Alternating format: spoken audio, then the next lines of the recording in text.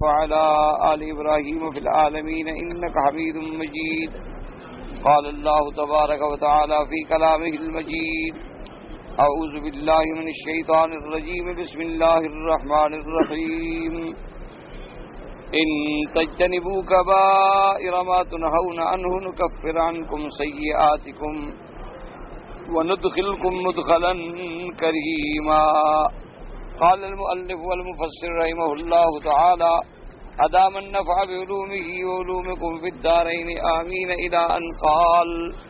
حديث آخر فيه التعرب بعد الهجرة قد تقدم من رواية عمر بن أبي سلمة النبي هريرة رضي الله تعالى عنه مرفوعا قال ابن مردويه: حدثنا سليمان بن أحمد قال حدثنا أحمد بن رشدين قال حدثنا عمرو بن خالد الحراني قال حدثنا ابن حية عن زياد بن أبي حبيب محمد بن سالم بن أبي خيثمة عن النبي قال: سمعت النبي صلى الله عليه وسلم يقول: الكبائر سبع ألا تسألوني عنهن: الإشراك بالله وقتل النفس والفرار يوم الزحف وأكل مال اليتيم وأكل الربا وقذف المحصنة والتعرب بعد الهجرة. وفي إسناده نظر ورفعه غلط فاحش. اب مفسر رحمۃ اللہ علیہ کبائر کی تفسیر میں جو احادیث مبارک ہیں وہ ذکر فرما رہے ہیں، تو انہوں نے فرمایا کہ ایک حدیث مبارک میں یہ بھی آتا ہے کہ التعرب بعد الہجرت. کیا معنی کہ ایک آدمی ہجرت کر گیا لیکن ہجرت کے بعد پھر واپس آ کے اس نے اپنے وہ شہری زندگی اختیار کی، اپنی دوسری جگہ واپس آ گیا، ہجرت کو ناقص کر دیا، تو یہ بھی کبائر میں ہے. کیونکہ حضور پاک صلی اللہ علیہ وآلہ آلہ وصحبہ وسلم کے زمانے میں ہجرت جو تھی وہ گویا فرض تھی کہ اللہ تبارک و تعالیٰ کا حکم ہو گیا. صحابہ کرام نے 2 ہجرتیں فرمائیں. ایک ہجرت تھی مکہ سے حبشہ کی طرف اور ایک ہجرت تھی مکہ سے مدینہ منورہ کی طرف. اور بعض صحابہ نے یعنی بیک وقت 2 ہجرتیں بھی کی، یعنی مکہ مکرمہ سے حبشہ، پھر اس کے بعد مدینہ منورہ کے لیے ہجرت کی. تو اب ہجرت کر کے واپس آ جائے، چھوڑ دے، تو یہ بھی گناہ کبیرہ میں تھا. اسی لیے صحابہ دعا کرتے تھے کہ یا اللہ ہمیں موت ملے تو مدینہ منورہ کی ملے. تو اس کا مقصد یہ تھا کہ ہماری ہجرت جو ہے وہ ناقص نہ ہو جائے کہ اب ہم نے ہجرت کر لی، مکہ شریف چھوڑ دیا، مدینہ منورہ چلے گئے، اگر ہم کسی اور جگہ واپس آ کے مر گئے تو گویا ہماری ہجرت میں نقص آ گیا.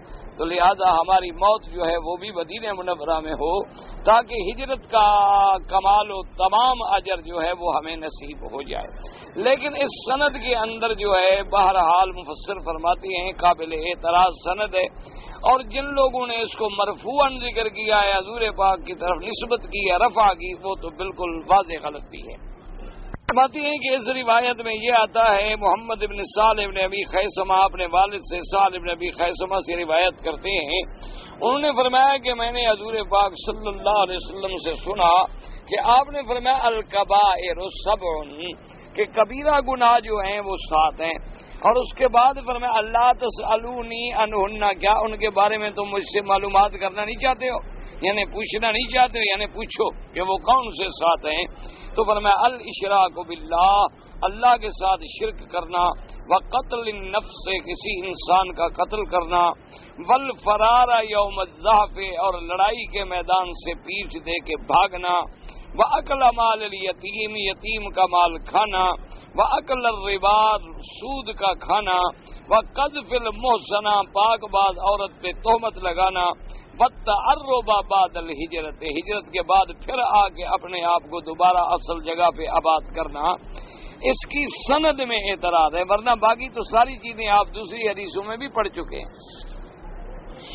والصواب ما رواه ابن جرير عن نعيم بن المنتصر قال يزيد قال قلنا محمد بن اسحاق محمد بن سالم بن خيث بن ابي قال اني لفي هذا المسجد مسجد الكوفة وعلي رضي الله تعالى عنه يخطب الناس على المنبر يقول يا ايها الناس الكبائر 7 فأصاخ الناس فعاد 3 مرات ثم قال لم لا تسألوني عنها قالوا يا أمير المؤمنين ما هي؟ قال الإشراك بالله وقتل النفس التي حرم الله وقذف المحصن وأكل مال اليتيم وأكل الربا والفرار يوم الزحف والتعرب بعد الهجرة. وقلت لأبي يا أبت التعرب بعد كيف لا هنا؟ قال يا بني وما هذا من يهاجر الرجل حتى إذا وقع سهمه في الفي ووجب عليه الجهاد خلع ذلك من عنقه فرجع أعرابيا كما كان. اب مفسر رحمۃ اللہ علیہ فرماتے ہیں کہ اصل بات یہ ہے کہ یہ حدیث مرفوع نہیں بلکہ صحیح سند یہ ہے کہ یہ سیدنا علی رضی اللہ تعالیٰ عنہ تک موقوف ہے کہ حضرت علی رضی اللہ تعالیٰ عنہ مسجد کوفہ میں ممبر پہ کھڑے ہوئے اور انہوں نے فرمایا یا ایھا الناس یا ایھا الناس یا ایھا الناس، اے لوگو، اے لوگ، خطاب کیا اور اس کے بعد پھر لوگوں کو چپ کرایا اور اس کے بعد فرمایا کہ تم پوچھتے نہیں ہو کہ وہ کبائر گناہ کون سے ہیں؟ تو ان میں حضرت علی پاک رضی اللہ تعالیٰ عنہ نے یہ بات بھی کی کہ التعرب بعد الہجرت ہے۔ تو اب راوی کہتی ہیں کہ میں نے اپنے ابا سے پوچھا کہ تعرب بعد الہجرت کو یہاں کبائر میں کیسے شامل کیا گیا؟ تو انہوں نے کہا کہ بیٹا تم یہ بات نہیں سمجھتے ہو کہ ایک آدمی نے مدینہ پاک کی مثلا ہجرت کی، جب مدینہ پاک میں پہنچ گیا اللہ نے اس پہ جہاد فرض کر دیا، اب جب مجاہد بنے گا تو اس کا نام بھی مجاہدین کی لسٹ میں آ گیا اور پھر جہاد میں اس کا جو مال غنیمت ہے اس میں بھی اس کا حصہ معین ہو گیا، لیکن پھر اس نے گردن سے بیعت توڑی اور بھاگ گیا تو پھر کبیرہ نہیں بنے گا تو اور کیا؟ اور یہ بھی تو سب سے بڑا کبیرہ ہے کہ اسی طرح لوٹ آیا جیسے پہلے بدو تھا، یعنی اتنی بڑی جہالت کہ اللہ نے اس کو ہجرت نصیب کی، ہجرت کے بعد اللہ نے اس کو جہاد کے اوامر دیے، تو جب مجاہد بنا تو گویا اس کا سہم بھی بن گیا، حصہ بھی بن گیا، لیکن خلا بیعت عن عنقہ، اپنی گردن سے بیعت کو نکالا اور واپس کا واپس لوٹ آیا جیسے تھا۔ تو اس لیے آپ نے فرمایا کہ یہ بھی کبائر میں سے۔ حدیث آخر قال الامام احمد قال حدثنا ہاشم قال حدثنا ابو معاویہ یعنی سنان ان منصور ان ہلال بن عصام سلمۃ بن قیس الاشجعی قال قال رسول اللہ صلی اللہ علیہ وسلم فی حجۃ الوداع الا انہن اربع، حجۃ الوداع کے موقع پہ میرے آقا سرکار مدینہ صلی اللہ علیہ وسلم نے فرمایا خبردار ان چار چیزوں سے بچو، لا تشرکوا باللہ شیئا، اللہ کی ذات میں کسی چیز کو شریک نہ کرو، ولا تقتلوا النفس التي حرم اللہ الا بالحق، اور خبردار کسی انسان کو بے گناہ قتل نہ کرو، ولا تزنوا زنا نہ کرو، ولا تسرقوا چوری نہ کرو۔ قال فما انا بشارهن من شيء اذ سمعتهن من رسول الله صلى الله عليه وسلم ثم رواه احمد ايضا والنسائي ونرداء بن دين وسلم استاد المسيح۔ اور اس کے بعد راوی فرماتی ہیں کہ میں نے کہا کہ فما انا باشح علیہن، ان چیزوں کے بیان کرنے میں میں بخل نہیں کر رہا کہ میں ان کو چھپاؤں نہ، جو حضور نے فرمایا کہ خبردار ایک تو شرک سے بچو، قتل سے بچو، زنا سے بچو اور چوری سے بچو۔ حدیث آخر تقدم من روایت من المغیرہ عن داؤد بن ہند عن اکرمۃ ابن عباس رضی اللہ تعالی عنہ عن النبی صلی اللہ علیہ وسلم قال الاضرار في الوصیۃ من الكبائر والصحیح ما رواه غیر عن داؤد بن اکرمۃ بن عباس قال ابن بیادم صحیح عن عباس بن قوله۔ حضرت ابن عباس رضی اللہ تعالی عنہ فرماتی ہیں حضور پاک صلی اللہ علیہ وسلم سے کہ وصیت میں کسی وارث کو نقصان پہنچانا جو ہے یہ بھی کبیرہ گناہ ہے۔ کیا مانا؟ آدمی مر رہا ہے، اب اس کو پتا ہے کہ میرے بیٹے، بیوی، بچے، لڑکی، لڑکیاں سب وارث ہیں، تو اس نے پہلے وصیت کر دی کہ میری جائیداد جو ہے اتنی تو فلاں کو دے دو اور اتنا میں نے فلاں کا، مانا یہ ہے کہ وارثوں کو نہ ملے، تو وصیت اس نیت سے کر رہا ہے کہ وارثوں کو نقصان پہنچائے۔ ثلث مال میں اس کو وصیت کرنے کا شریعت میں حق ہے کہ تیسرے حصے میں وہ وصیت کر سکتا ہے، لیکن وہ زیادہ کر رہا ہے تاکہ میرے وارثوں کو نہ ملے اور کسی کو ملتا ہے تو مل جائے، تو یہ بھی کبیرہ گناہ ہے، کیونکہ اللہ نے وارثوں کا حق مقرر کیا ہے، تم کون روکنے والے یا کاٹنے والے یا منع کرنے والے؟ تو اس کا معنی یہ ہے کہ تم اللہ کی نافرمانی کر رہے، تو یہ بھی کبائر گناہوں میں سے۔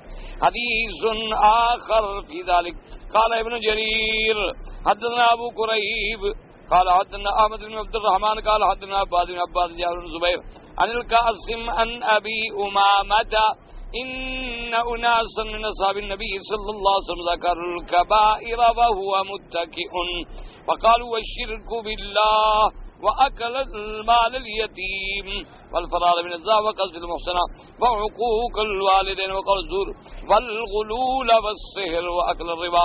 وقال رسول الله أين تجعلون الذين يشترون بعهد الله وأيمانهم ثمنا قليلا إلى آخر الآية فی اسناد ضعف وهو حسن. اب جناب فرماتی ہیں کہ حضور پاک صلی اللہ علیہ وسلم کے صحابہ سے روایت ہے، وہ ذکر کرتی ہیں ذکر الکبائر، کبائر کا ذکر کر رہے تھے. حضور صلی اللہ علیہ وسلم ٹیک لگا کے بیٹھے تھے.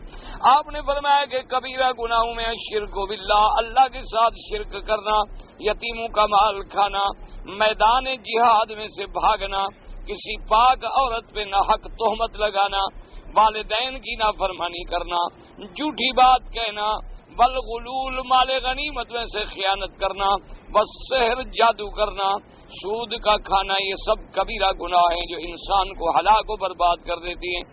آپ نے فرمایا کہ تم قرآن کو نہیں پڑھتے. اللہ نے جو قرآن میں فرمایا الذین یشترون بعہد اللہ وایمانہم ثمنا قلیلا، کہ یہ کیسے لوگ ہیں جو اللہ کے عہد کو چند روزہ مفادات، معمولی سی دولت کے عوض میں توڑ دیتے ہیں. تو یہ سب اللہ کے عہد ہیں کہ ان چیزوں سے بچو، تو ان کو توڑے گا تو کبیرہ گناہ. ذکر اقوال السلف فی ذلک قد تقدم مروان عمر وعلی رضی اللہ تعالی عنہ فی ضمن الاحادیث المذکورہ. وقال ابن جریر حدثني يعقوب بن ابراهيم قال حدثنا ابن عن الحسن ان اناسا سالوا عبد الله بن عمرو وبمصر وقالوا نرى اشياء من كتاب الله عز وجل ومن يعمل بها لا يعمل بها فارضنا عنك يمين المؤمن في ذلك وقدموا معه فلك رضي الله عنه فقال متى قدمت فقال منذ كذا وكذا قال أبإذن قدمت قال فلا أدري كيف رد عليه فقال يا أمير المؤمنين إن ناسا لقوني بمصر فقالوا إنا نرى أشياء في كتاب الله ومن يعمل بها يعمل بها وحبوا يلقوك في ذلك قال فجمعهم لي قال فجمعتهم له قال ابن زنه قال في بحر فأخذ أدناهم رجلا فقال انشدك بالله وكل السلام عليك أقرأت القرآن كله قال نعم قال فهل أحصيته بنفسك فقال اللهم لا قال ولو قال نعم لخصمه قال فليست في بصرك فليست في لفظك هل أحصيت في أثرك ثم تتبع متى أتى الآخر فقال ثقلت عمر أمه أتكلفونه أن يقيم الناس على كتاب الله قد علم ربنا أن ستكون لنا سيئات قال وترى إن تجتنبوا كبائر ما تنهون كفر سيئات الآية ثم قال هل علم أهل المدينة أو قال هل علم أحد بما قدمتم قالوا لا قالوا علموا لواز بكم اسناد صحيح ومتن حسن وإن كان من رواية الحسن عن عمر وفيها إن كتاب إلا أن مثل هذا اشتهر وتكفى شهرته. اب مفسر رحمۃ اللہ علیہ فرماتے ہیں حسن سے روایت کرتے ہیں کہ کافی لوگوں نے عبداللہ ابن عمر سے پوچھا کہ بعض چیزیں قرآن پاک میں ایسی ہیں کہ جن کا ہمیں حکم دیا گیا لیکن ہم اس پہ عمل نہیں کر سکے، تو اس کے بارے میں کیا ہوگا کہ اللہ کے قرآن کے اوامر ہیں لیکن امر نہیں ہو رہا، یا اللہ نے جن جن چیزوں سے منع کیا ہے ہم پوری طرح اس سے منع نہیں ہو رہے، رک نہیں رہے. تو انہوں نے کہا کہ بھائی میں نے سوچا کہ چلو حضرت امیر المؤمنین سیدنا عمر رضی اللہ تعالیٰ عنہ کی خدمت میں حاضر ہوں گے اور اس سے پوچھیں گے. کہتی ہیں کہ پھر جب میں آیا حضرت امیر المؤمنین حضرت عمر رضی اللہ تعالیٰ عنہ کو ملا تو انہوں نے پوچھا بھی تم کب آئے ہو؟ میں نے کہا مجھے اتنے دن ہو گئے ہیں. تو انہوں نے کہا تم اجازت لے کے آئے ہو کہ ایسے مصر چھوڑ کے آ گئے ہو؟ کیونکہ وہاں گورنر تھے. تو اس کے بعد فرماتی ہیں راوی کہ مجھے پتہ نہیں کہ پھر انہوں نے کیا جواب دیا. اس کے بعد انہوں نے کہا کہ امیر المومنین اصل بات یہ ہے کہ بہت سارے لوگوں نے مجھے پریشان کیا. انہوں نے پوچھا کہ بہت ساری قرآن میں آیت ہے، ہم تو قرآن کے پورے احکام پہ پورے نہیں چل رہے، بہت سارے اوامر ہیں جن پہ ہم پورے نہیں ہو رہے اور بہت سارے نہی ہیں جن سے ہم پوری طرح روک نہیں رہے، تو پھر ہمارے حال کیا ہوں گے؟ یعنی اندازہ کریں یہ تو صحابہ کے دور میں لوگ ڈر رہے ہیں، آج خود اندازہ کر لیں کہ ہم قرآن کے کس کس حکم پہ چل رہے ہیں، اللہ کے احکام پہ ہم کتنا عمل کر رہے ہیں. تو انہوں نے کہا کہ اچھا ٹھیک ہے ان سب کو جمع کرو سب کو جمع کیا گیا تو آپ نے ان میں سے جو چھوٹے تھے ان کو کہا میں تمہیں قسم دیتا ہوں اللہ کی اور اسلام کا جو تم پر حق ہے میں اس کی تم کو قسم دیتا ہوں، کیا تم نے پورا قرآن پڑھا ہے؟ تو اس نے کہا کہ ہاں حضرت میں نے قرآن پورا پڑھا ہے۔ آپ نے پوچھا اچھا قرآن تو تم نے پڑھا ہے لیکن کیا تم نے اس کو باقاعدہ گنا بھی ہے اپنے جی میں؟ گننے کا معنی ہوتا ہے کہ ایک آیت پہ تم نے غور کیا ہے، گننے کا معنی یہ نہیں کہ صرف گنتے جاؤ نمبر 1 نمبر 2 نمبر 3، معنی یہ کیا تم نے اپنے آنکھوں کے سامنے اپنے دل میں اپنے دماغ میں قرآن کی ان سب چیزوں کو رکھا ہے؟ تو اس نے کہا کہ حضرت اس مقام پہ تو میں نہیں پہنچا۔ تو کہتے ہیں کہ اگر شاید وہ کہہ دیتے کہ ہاں تو آپ ناراض بھی ہوتے، تو آپ نے فرمایا کہ اچھا جو قرآن نے حکم دیا ہے اس سب پہ تم چلے ہو؟ تو اس نے کہا کہ نہیں۔ تو آپ نے فرمایا کاش عمر کی اماں عمر کا بوجھ نہ اٹھاتی، میں چاہتی ہیں کیا چاہتی ہیں کہ میں لوگوں کو اتنا سختی کے ساتھ پابند کروں کہ قرآن کے ایک ایک حکم پہ چلیں، تو پھر کس کی طاقت ہے؟ کون چل سکتا؟ کون پورا ہو سکتا؟ ہم سے غلطیاں بھی ہوتی ہیں، ہم سے گناہ بھی ہوتے ہیں، لیکن کوشش یہ کرو کہ بڑے بڑے کبائر گناہوں سے بچا کرو، کوئی چھوٹی غلطی بھی نہ کرو، لیکن ہو جائے تو اس کا تو ازالہ ہے کہ نیکی کا کام کرو گے تو مٹ جائے گی، لیکن کبائر گناہ جو ہیں وہ بندے کو تباہ کر دیتے ہیں۔ تو جب کبیرہ گناہوں سے بچ جاؤ گے تو باقی اللہ پاک بھی رحمت فرمائیں گے۔ ان تجتنبوا کبائر ما تنہون عنہ نکفر عنکم سیئاتکم وندخلکم مدخلا کریما۔ بھائی بات اصل میں یہ ہوتی ہے کہ یہ سب مقام کی باتیں ہیں، سمجھیں۔ ایک آدمی تھے، ان کا بڑے اللہ والے ولی اللہ تھے، ان کے ایک مرید نے اجازت مانگی کہ حضرت میں حج پہ جا رہا ہوں، مجھے اجازت دیں۔ آپ نے فرمایا جاؤ کرو۔ جب وہ حج کر کے واپس آئے تو آپ نے فرمایا کہ بھائی خیریت سے حج کر لیا؟ اس نے کہا۔ آپ نے فرمایا کہ جب تم نے احرام باندھا تھا تم نے 2 رکعت نماز پڑھی، کپڑے اتارے، احرام کی 2 چادریں باندھی، تو جب تم نے سارا لباس پھینکا تو اس وقت تم نے یہ فیصلہ کیا تھا کہ میں نے آج اپنا تکبر، بڑائی، خام، بڑا ہونا سب کچھ اللہ کے نام پہ پھینک دیا ہے اور کفن کی چادریں باندھ کے خدا کے دربار میں حاضر رہو، یہ تمہارے دل میں خیال آیا تھا؟ تو اس نے کہا حضرت یہ خیال تو نہیں آیا تھا۔ آپ نے فرمایا پھر تو تم نے احرام باندھا ہی نہیں، اللہ میاں کو پھر 2 چادریں باندھنے کی ضرورت تو کوئی نہیں۔ اللہ میاں ہر بندے کو حکم دے دیتے کہ جیسے کپڑے میں آ رہے ہو آگے طواف کر لو، تو یہ کیا ضرورت تھی خدا بندے قدوس کو کہ ہر آدمی غسل کرے، کپڑے بدلے، 2 چادریں باندھے، پھر 2 رکعت نماز پڑھے اور پھر کہے کہ لبیک میں حاضر ہوں؟ تو آخر وجہ یہ تھی کہ بھائی آدمی اپنے آپ کو دنیا سے گویا نکال رہا ہے کہ سب کچھ میں نے آج پھینک دیا اور مردے کی طرح کفن پہنے ہوئے خدا کی دربار میں حاضر ہوں۔ اگر تمہارے دل میں یہ تصور ہی نہیں آیا تو پھر تم نے کیا احرام تھا؟ آپ نے فرمایا اچھا جب تم نے شیطان کو کنکریاں ماری تھی تو تم نے یہ فیصلہ کر دیا تھا کہ آج کے بعد شیطان کی ہماری بائیکاٹ ہو گئی، ہمیشہ کے لیے ہم نے شیطان کو مردود کر دیا؟ اس نے کہا حضرت یہ خیال اس وقت تو نہیں آیا جب میں کنکریاں مارا، پھر تم نے کنکریاں ماری ہی نہیں۔ کیا پھر تم نے کنکریاں ماری؟ صرف ایسے پتھر پھینک کے آگے ہو؟ اللہ میاں کو کیا ضرورت تھی کہ پتھریاں لے آؤ اور جی بسم اللہ اللہ اکبر بسم اللہ اللہ اکبر؟ کیا بات؟ اللہ میاں نے ایسے بس لوگوں کو حکم دیا ہے کہ بے فائدہ آگے بس کنکریاں مارتے رہیں۔ اور مانا مقصد یہ تھا کہ آج شیطان سے کھلا اعلان جنگ کہ بھئی ختم، تم مردود ہو، ملعون ہو، یہ لعنتی تمہارے مقدر میں پتھر ہے، یہ پتھر مار کے میں تمہارے ساتھ لڑائی مول لے رہا ہوں اور اس کے بعد میں نے تمہاری کسی بات پہ نہیں چلنا۔ تو اگر یہ فیصلہ نہیں کیا تو پھر کنکریاں مارنے کا کیا فائدہ؟ اس نے کہا یہ خیال تو نہیں آیا۔ آپ نے فرمایا اچھا جب تم نے اللہ کے گھر کا طواف کیا تو یہ دل میں خیال آیا تھا کہ میرا مولا آج تیرے گھر کا طواف کر رہا ہوں، ختم، اب کسی دنیا کے دروازے کے چکر نہیں لگاؤں گا، نہ کسی زندہ کے دروازے پہ نہ کسی مردہ کے دروازے پہ، دینے والا جب تو ہے۔ میں تیرے دروازے کے باہر گھوم گیا تو اب میں کسی قبر پر کسی کے سامنے نہ جھکنا ہے نہ پھرنا ہے، مجھے سمجھ آ گئی کہ پھرنے کے قابل ہے تو تیرا گھر ہے اور مانگنے کے قابل ہے تو تیری ذات۔ یہ خیال آیا تھا؟ اس نے کہا جی یہ بھی نہیں ہے۔ انہوں نے کہا پھر تم نے طواف ہی نہیں کیا۔ تو یہ مقامات کی باتیں ہیں۔ اللہ والے تو سوچتے ہیں کہ بھئی آخر اللہ نے جو ہمیں حکم دیا جی گھر چھوڑ دو، بچے چھوڑ دو، احرام باندھو، طواف کرو، صفا مروا دوڑو، کبھی مینا جاؤ، کبھی عرفات جاؤ، کبھی مزدلفہ جاؤ، کیا ضرورت تھی؟ سارا شان تو بس اسی گھر کا ہے. اللہ حکم دیتے تھے بھی کعبے میں آؤ، زیارت کر لو، حج ہو گیا. پھر اس بندے کو یہ حکم دینا کہ نہ طواف کرو، پھر صفا مروا دوڑو، پھر گردن جھکا کے اس طرح پھرواؤ کہ گویا میں نے آج اپنی گردن اللہ کے آگے کٹا دی. پھر تم نے مینا بھی جانا ہے، دوبارہ احرام بھی باندھو، اور ہر منٹ کے بعد کہتے رہو لبیک اللہم لبیک. کیوں ایسے بس بے فائدہ؟ خدا رحمت کرے. پتہ نہیں آپ لوگوں نے خود خیال کیا یا نہیں کیا. مجھے تو بہرحال بڑا ڈر لگتا ہے. اللہ معاف فرمائے، ہمارے گناہ ہیں، دعا کریں اللہ معاف کر دے. اس سال ذرا ٹھنڈے دل سے غور کرو. تم نے لبیک کا کوئی شور سنا؟ ٹھنڈے دل.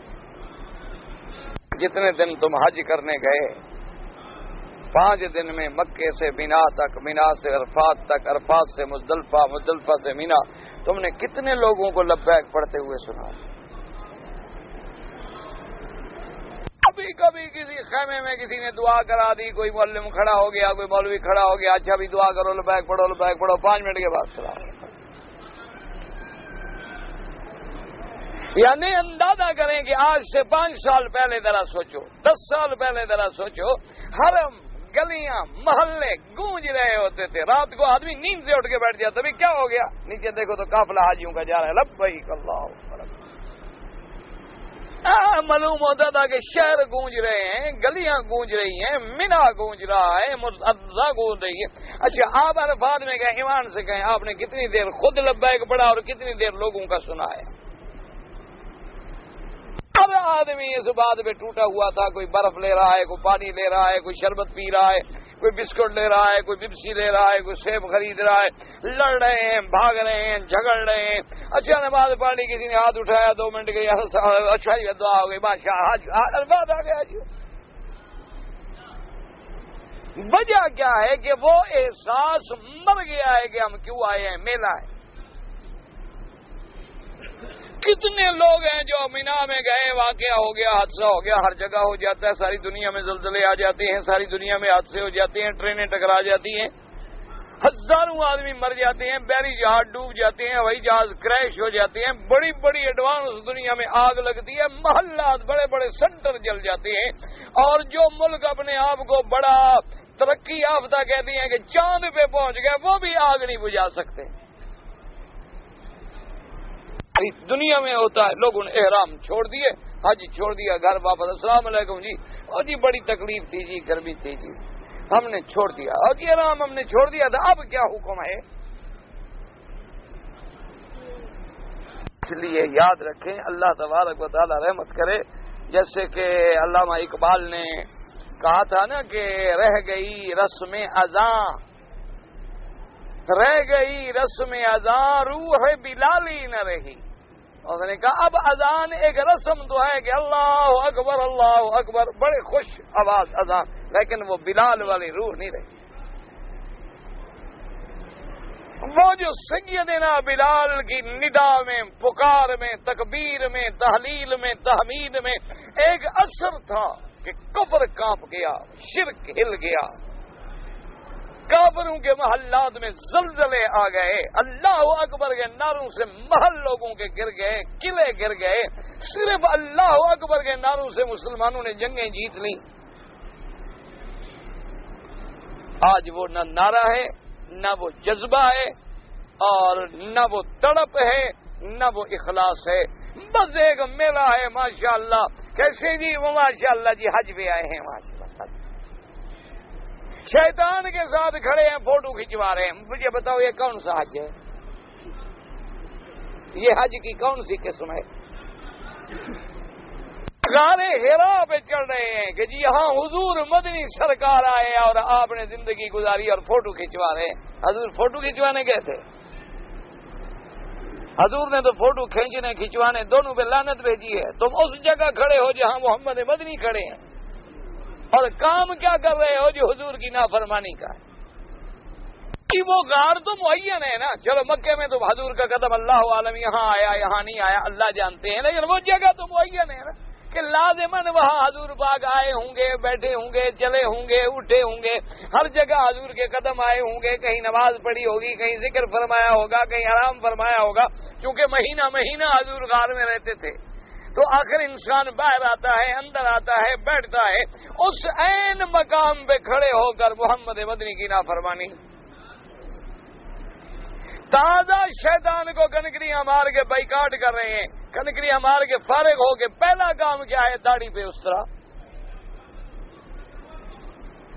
شیطان کہتا ہے یار یہ کنکریاں دکھانے کے لیے ماری تھی, بندہ میرا ٹھیک ہے, یاری توڑی نہیں ہے. اسی کام پہ لگ گیا ہے جو پہلے کرتا تھا. کوئی فرق نہیں پڑتا. چلو 5-6 کنکریاں ماری, ایسے دکھاوے کے لیے ماری ہوں گی, لوگوں کو دکھا رہا ہوگا, اندر سے اس کا جذبہ نہیں تھا مارنے کا. دیکھو 1 منٹ ہی لگا, ابھی وہیں بیٹھا ہے کنکریوں پہ. سر منڈوانے سے بھی پہلے داڑھی کو صابن لگا کے بیٹھ جاتا ہے کہ جی ذرا آپ شیو کر لیں. ابھی سر نہیں منڈایا بدبخت نے. اتنا بڑا باغی اللہ کا اور اللہ کے رسول کا کہ ایک دن کا شرم بھی نہیں کہ چلو میں ایک دن تو حیا کر لوں.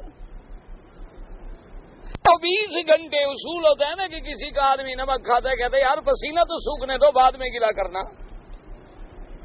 ابھی تو تم نے روٹی کھائی ہے, ابھی کم از کم جو پسینہ آیا اس کو تو سوکھنے دو. کہ تازہ روٹی کھا کے دروازے پہ نکلے اور کہا یار یہ بندے بڑے خراب ہیں. بھئی ابھی تم کھانا کھاؤ, چھوڑو جی. لوگوں کو ایسے کھانے کھلا رہے ہیں, دکھاتی ہیں کہ ہم فقیر ہیں, لنگر ہمارے چل رہے ہیں. بھائی مان لوگ ہیں, کھانا ابھی کھا کے اٹھا ہے, ابھی ہضم نہیں ہوا. اللہ فرماتا ہے تم میرے اتنے بڑے نافرمان ہو کہ ابھی عرفات سے آئے ہو, ابھی مزدلفہ پہ آئے ہو, ابھی تم نے شیطان سے اعلان جنگ کیا ہے, بائیکاٹ کیا ہے, اس سے دوستی ختم کر دی ہے, لیکن 15 قدم بھی نہیں چلے گا نئی کے دروازے پہ بیٹھ گیا ہو کہ جلدی کرو پہلے حضور کی سنت پہ اس طرح پھیرو. 3-4 دن ہو گئے بال مجھے کھا رہے ہیں. آپ سے کہو کیا فائدہ ہے اس حج کا, مجھے سمجھائیں. یہی وجہ ہے نا کہ ہم 25 لاکھ آدمی دعا مانگتے ہیں کہ اللہ میاں کشمیریوں کی مدد فرما, وہ اور زیادہ بیچارے مر رہے ہیں. ہم مدد کرتے ہیں اللہ میاں فلسطینیوں کی مدد فرما, وہ دشمن بیت المقدس بھی چھین رہا ہے. ہم روز دعائیں مانگتے ہیں اللہ تبارک و تعالیٰ ہندو کو برباد کر, وہ جناب روزانہ مسلمانوں کے گھروں کو آگ لگا رہے ہیں, مسجدیں شہید کر رہے ہیں. کہاں گئی ہماری دعائیں جناب؟ کہاں گیا 25 لاکھ آدمی کا اللہ کے آگے کھڑے ہو کے فریاد کرنا؟ ورنہ بندہ سچے دل سے رب سے مانگے اور نہ ملے پھر وہ تو کافر ہے. یہ تو ممکن ہی نہیں ہے نا کہ جب اللہ کہتا ہے کسی سے نہ مانگو, صرف مجھ سے مانگو, اور خود کہے مانگو, ہم مانگے تو نہ دے, یہ ہو سکتا ہے؟ کبھی شان کریم میں ہے کہ بلائے تمہیں دروازے پہ کہ آؤ ہمارے گھر میں آج کھانا کھاؤ, جب دروازے پہ جاؤ نکل جاؤ. جب ایک بندہ سخی ایسا نہیں کر سکتا تو وہ اکرم الاکرمین ارحم الراحمین کیا اس کی شان ہے کہ بندے کو بلائے اور پھر اس کی بات نہ مانے؟ وجہ کیا ہے کہ بے بندگی شرمندگی, ہمارے اندر بندگی رہی ہی نہیں, ہمارے اندر انسانیت کی چمک جو تھی وہ رہی ہی نہیں. ہم بالکل ایک ایسے حیوان بن گئے ہیں کہ دنیا کا کوئی درندہ بھی ہمارا مقابلہ نہیں کر سکتا. لیکن انسان ایسا خونخوار بھیڑیا ہے, ایسا خونخوار جانور ہے جو اپنے بھائی کا قاتل ہے, اپنے بھائی کی عزت و عصمت کا دشمن ہے, اپنے بھائی کے مال کا, اہل کا, عیال کا دشمن ہے. اسی لیے علماء نے لکھا ہے کہ بھئی جنگل میں 2 بھیڑیے گزارا کر لیتے ہیں, جنگل میں 2 خطرناک جانور گزارا کر لیتے ہیں, وہ بھی اپنی جنس کو نقصان نہیں پہنچاتے اللہ قلیل جو ہے کبھی کبھی کوئی بات ہو جائے, ورنہ کبھی اپنے جنس کا دشمن نہیں بنتا, شیر کا دشمن نہیں بنتا, بھگیاڑ کا دشمن نہیں بنتا, سانپ کا دشمن نہیں بنتا. لیکن انسان ایسا خطرناک جانور ہے کہ جب انسانیت سے نکل جاتا ہے تو یہ انسان کا دشمن. اللہ تبارک و تعالیٰ سے اس لیے ان نے پوچھا تھا کہ بھئی تم نے قرآن جو پڑھا کبھی محسوس بھی کیا؟ تم نے جو قرآن پڑھا کبھی اپنے جی میں غور بھی کیا کہ میں کیا پڑھ رہا ہوں؟ تم نے جو قرآن ہے، اسی لیے میرے آقا نے 1400 سال پہلے فرمایا تھا کہ ایک وقت آئے گا قرآن پڑھنے والے ہوں گے لیکن قرآن ان پہ لعنت کرے. صحابہ حیران ہو گئے، انہوں نے کہا حضور قرآن پڑھنے سے تو رحمت آتی ہے، ان پہ لعنت کیسے ہوگی؟ فرمایا جب قرآن پڑھ رہا ہے، جھوٹ بھی بول رہا ہے، تو آگے قرآن کہہ رہا ہے لعنت اللہ علی الکاذبین، جھوٹے پہ اللہ کی لعنت. قرآن پڑھ رہا ہے، ظلم بھی کر رہا ہے، قرآن کہتے ہیں لعنت اللہ علی الظالمین، ظلم کرنے والوں پر اللہ کی لعنت.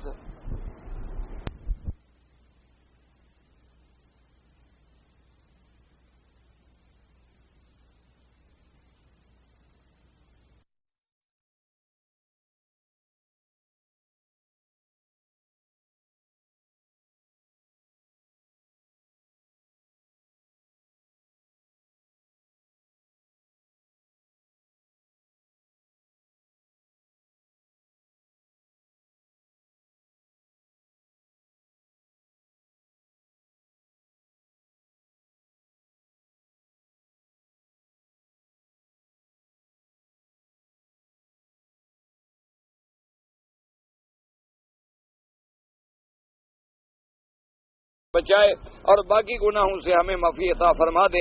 مفسر فرماتے ہیں کہ بھئی حضرت حسن کا حضرت عمر سے اتصال نہیں، انقطاع تو ہے اس سند میں، لیکن یہ واقعہ آپ کے خطاب کا اتنا مشہور ہے کہ اس کی شہرت کی وجہ سے اس انقطاع کی کوئی نقصان نہیں ہوتا، کیونکہ ایک بات مشہور ہو گئی، سب جانتے ہیں، تو اس میں اگر ایک انقطاع ہے بھی صحیح تو مضر نہیں ہوتا. قال ابن ابي حاتم حدثنا احمد بن سنان قال حدثنا ابو احمد يعني الزبيري قال حدثنا علي بن صالح عن عثمان بن المغيرة عن مالك بن جرير ان علي رضي الله تعالى عنه قال الكبائر والاشراك بالله وقتل النفس واكل مال اليتيم وقذف المحصن والفرار من الزحف والتعرض بعد الهجرة والسير وحقوق الوالدين واكل الربا وفراق الجماعة ونقص الصفقة. اور حضور پاک نے فرمایا کہ جماعت کو چھوڑ دینا، یعنی آدمی امیر المومنین کی بیعت ہے، مسلمان ایک جگہ متحد ہے لیکن وہ بھاگ رہا ہے، تو یہ بھی کبیرہ ہے. وَنَقْصَ الصَّفْقَةِ، اگر کوئی چیز بیچ رہا ہے لیکن اس کے وزن میں گھاٹا کر رہا ہے کہ تولنے کا لینے کا اور ہے اور دینے کا اور ہے. یعنی آج کل تو مسلمانوں نے ماشاءاللہ وہ جو ہوتی ہیں نا میزان کرنے کے لیے آلات، وہ دو رکھے ہوتے ہیں، لینے والا اور دینے والا اور. اب تو خیر مسلمان ماہر ہو گیا ہے، اس کو وہ پہلے زمانے میں تو لوگ وہ بٹے بدلتے تھے نا جی، کہ بھئی وہ ایک سیر والا جو ہے نا تھوڑا کم کر لیا، کہ جب دینا ہوا تو وہ ڈال دیا اور ایک کو تھوڑا زیادہ کر لیا، لینا ہوا تو اب تو خیر وہ ایسے کاریگر ہیں کہ ہاتھ سے بھی کر لیں. اب ان کو بٹے بدلنے کی بھی ضرورت نہیں، اب تو فنکار ہے مسلمان والے. اب کمپیوٹر آ گئے، وہ آلات آ گئے جو بالکل کمپیوٹرائز ہیں. ایک آدمی نے میں نے خود پوچھا، میں نے کہا بھائی اب تو ماشاءاللہ میزان ایسے الیکٹرانک آ گئے ہیں کہ اب تو گڑبڑ نہیں ہو سکتی. اس نے کہا حضرت اس میں تو سب سے زیادہ ہو سکتی ہے. میں نے کہا بھی ماشاءاللہ تمہارا دماغ بھی اللہ کی مہربانی سے ہے. میں نے اس سے پوچھا کیسے، اس نے کہا کہ جناب یہ ہے کہ بھئی ابھی آپ جو چاہیں میرے سامنے پڑا ہے، میں ابھی آپ کو کہیں جتنا کہیں کم کر دوں، جتنا کہیں زیادہ کر دوں. انہوں نے کہا حضرت یہ تو ایک لمس ہے، چھونے سے بھی گڑبڑ ہو جاتی ہے، یہ اس کا گڑبڑ کرنا کون سا ہے. اچھا ایک آدمی کو میں نے خود دیکھا ماشاءاللہ اللہ رحمت کرے، اس کو وہ ہم جا رہے تھے کسی جگہ سفر کر رہے تھے، تو وہ ایئر لائن پہ سامان وزن کرواتے ہیں نا، تو وہاں بھی وہ لگا ہوتا ہے بھی اوپر رکھ دیا آٹے کے وزن ہو گیا، وہ نیچے سے پاؤں دے کے کھڑا ہو، وزن 20 کلو ہو تو 10 کلو دکھا. ایسا نہ کرنا تم بھی سیکھ جاؤ گے. مولوی وکی صاحب نے ایک رستہ بتا دیا. بعض لوگ اس لیے بھی تقریر سنتے ہیں نا، چلو